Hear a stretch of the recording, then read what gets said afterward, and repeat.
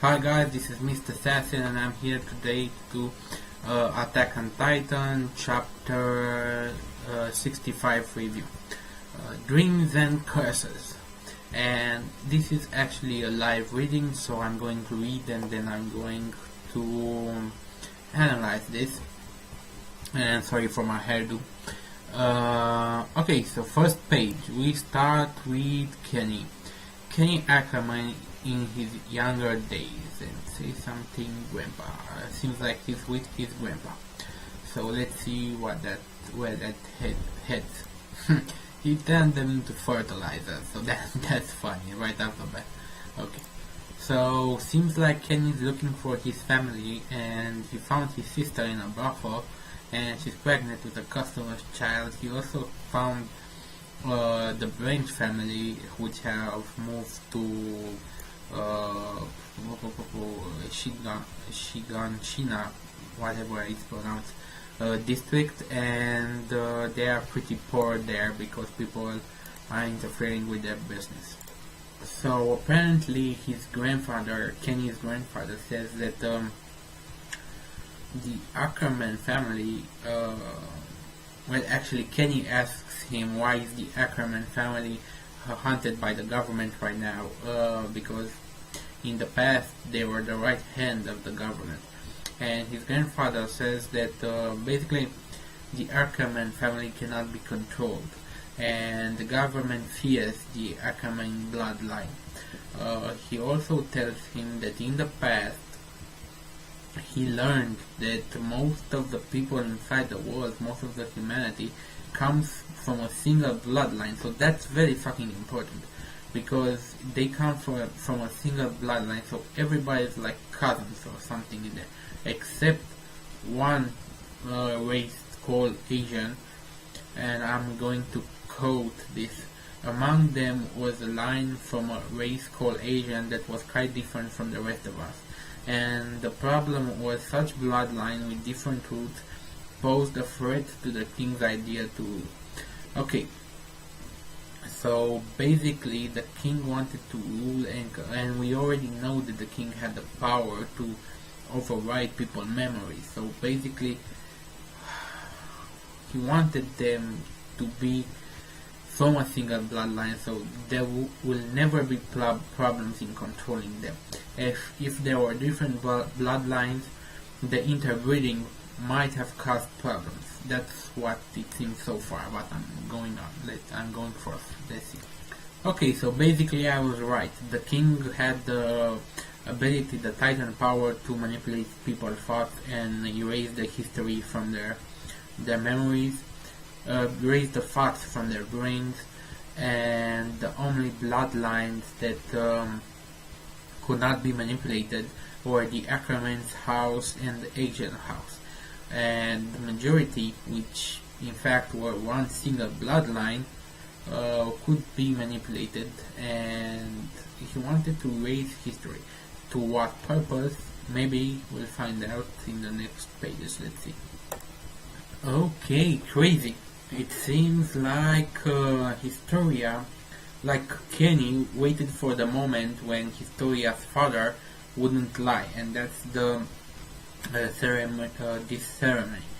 However, it seems that Historia is determined to eat Eren and take his power and resurrect her sister and learn the entire history of the world. So, god damn, it seems like she thinks it's her duty to do all these things, and she even tries to stop Kenny from killing her father.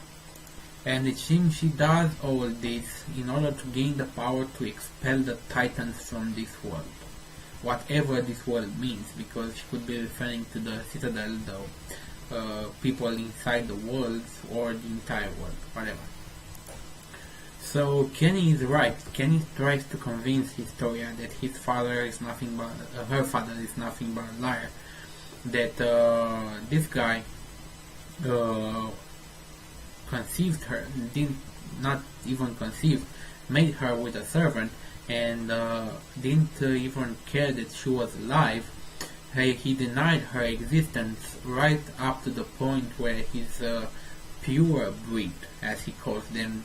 His legitimate children died in that incident, and then he rushed to Historia because he was his only blood relative, all because he didn't want to lose political power. He didn't want to recognize that Titan power was stolen from the Reis family, and he also didn't want to become a Titan himself by eating Eren, so he needed her. That was the only reason why he came to her. Otherwise, he wouldn't even recognize her as a daughter. Okay, so very interesting. Very interesting. It seems like this guy, Historia's father, I don't know what his name is, keeps on lying. He says he cannot become a Titan because he trusts no one. So I think he would attack everyone, so that's no good. And he tells Kenny that he's been a good disciple, a good friend, whatever, and that he's free now. Of course, Kenny doesn't go by. He says, I actually like this guy. He said, well, that's boring to do. I'll let you become a Titan. Either one of you become a Titan. I don't care. I will not get in your way, but not like this. You will have a fair fight with Eren. So he goes, he unties Eren, he ungags him, and he cuts Eren's forehead so Eren could transform. Now that's not the most interesting part. The most interesting part is when Historia's father injects her with a syringe, and he says, and this is very, very important, he says that I've even chosen the Titan most suitable for battle for you. So she will transform into a Titan that is suitable for battle. That means that there are different types of serum that transform into different types of Titan. And I really got to see where this is heading right now, because it's very, very interesting. Okay, so done reading the chapter. It seems that Eren has his sense of justice on high gears. All the lights are going up. He feels guilty for everyone that has died, both from the army and from the civilians, because if his father and he hadn't have stolen the power 5 years ago, then none of that would have happened. Everybody would still be under control. However, they did steal the power, and now all the people that have died are on Eren's hands, or at least that's how he thinks, according to the memories he has been given, if they are correct. Because I still believe, even to this chapter, that the memories that the Reis family, Historia's father gave Eren are not genuine.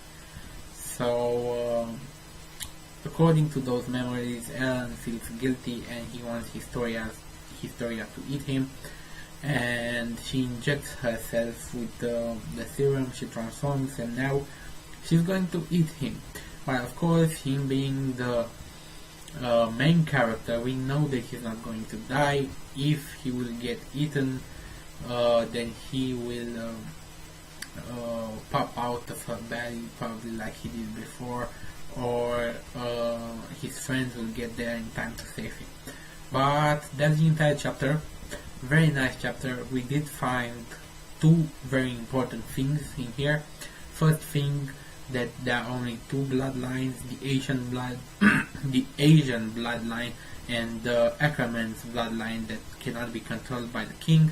And second, that the serum can transform you in different Titans. So the serum is chosen, but the way that her father said, you have to ingest his spinal fluid to transform, to get his power. I'm actually believing right now that serum is spinal fluid from certain Titans. Inject yourself with the spinal fluid of Titans and you will transform into a Titan for the first time. Eat another Titan, and you will remain the Titan because you take his powers. So that's it. Two important things. Otherwise, the chapter doesn't have anything else. Rate, comment, subscribe, and I'll see you guys for the next chapter of Attack on Titan. Have a nice day. Any rational society would either kill me or put me to some use.